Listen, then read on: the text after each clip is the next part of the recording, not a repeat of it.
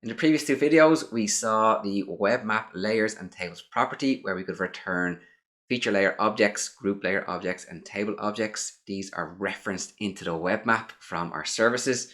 In this video, we are going to focus on the Web Map layer JSON definition.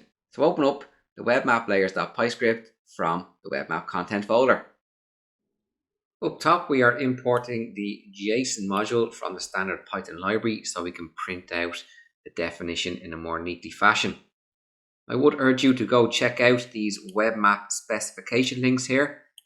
That links to the JavaScript Web Map definition. There's a lot of information in there on the properties for feature layers and group layers. We're going to see these properties in this video.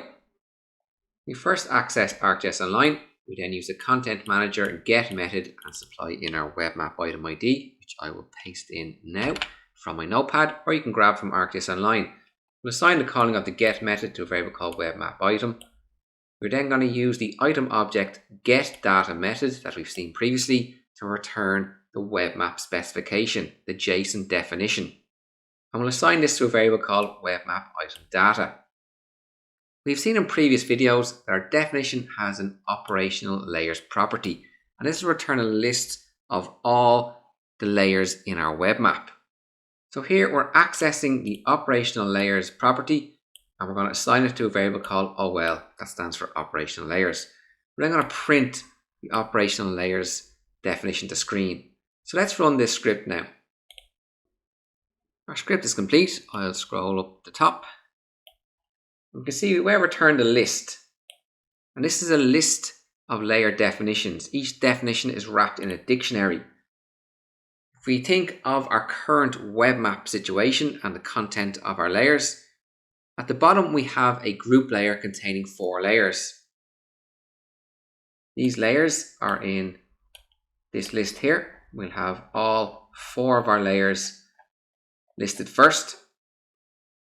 If I scroll down until we find the next layer.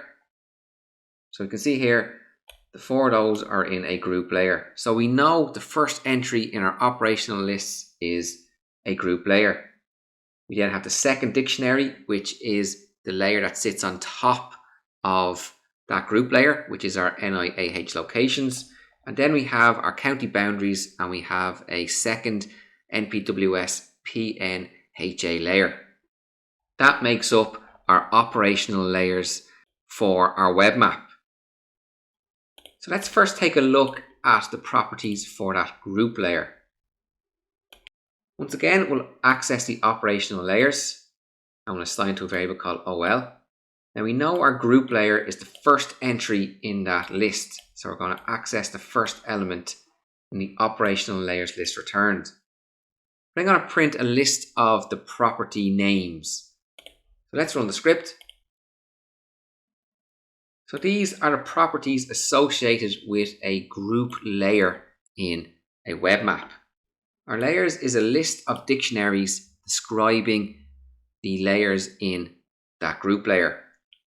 Our layer type will be group layer. You can have a max scale and a min scale that they'll display in the map. An opacity for the group layer. The title of the group layer. Is the group layer on or off? And visibility mode will be independent or exclusive, one layer turned on at a time or not. Let's rerun this code, but this time we are going to print out the property name and the property value. We're going to skip over layers because we've seen layers in the printout. So let's rerun the script. We can see our layer type is group layer. Our max scale, our min scale, we've none set. There's no transparency set. Our title, which matches our group layer in our web map. Visibility is true, so when the web map opens, the group layer is displayed and visibility mode is independent. We'll comment out our group layer example, and we're going to perform similar for an actual feature layer. So once more, we're getting the operational layers definition. This time we're going to get the second layer in the list at index 1 from our operational layer and assign that to a variable called layer. This should be the definition for our NIAH locations layer. And we're just going to print out the properties available for this layer in the web map. So we'll run the script. So these are the properties available for our layers in the web map. We have capabilities, which dictates which editing operations are allowed. Disable pop-up, whether there's a pop-up available or not. ID, a unique identifying string for the layer. This is usually given by the system itself. You can overwrite it. The item ID, the service item ID that layer comes from. The layer definition, which controls symbology, pop-ups, labels. The layer type will be an ArcGIS feature layer. Opacity for transparency. Refresh interval. A value of 0 will indicate auto refresh is not enabled. Whether we show labels or not, whether it's shown in the legend, is there a time animation? The title, which will be the name of the layer in the web map. The URL for the feature layer itself. And visibility, whether it is turned on or off when the web map first opens. Let's run once more. For each property name, we are going to print the property value as well. So we'll run the script. And we can see the values that have been returned. So our capabilities, we have create, delete, query, update, and editing. Disable pop-up is false. The ID given to our layer is this string here. The item ID is for the service for where that layer comes from. We have our layer definition. And we'll be having a look at these layer definitions throughout the course, so I won't go through it in detail here. But it holds symbology, pop-ups, and labeling information. Our layer type is ArcGIS feature layer. There's no transparency set. Refresh interval is 0. Show labels is false. Showing in the legend is true. Time animation is true, although we have nothing set for it. The title is NIAH locations, and here's the URL to the feature layer for our NIAH locations.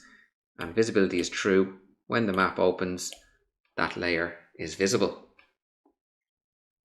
In this video, we took a look at the web map layer definitions and the properties available for group layers and layers within our web map.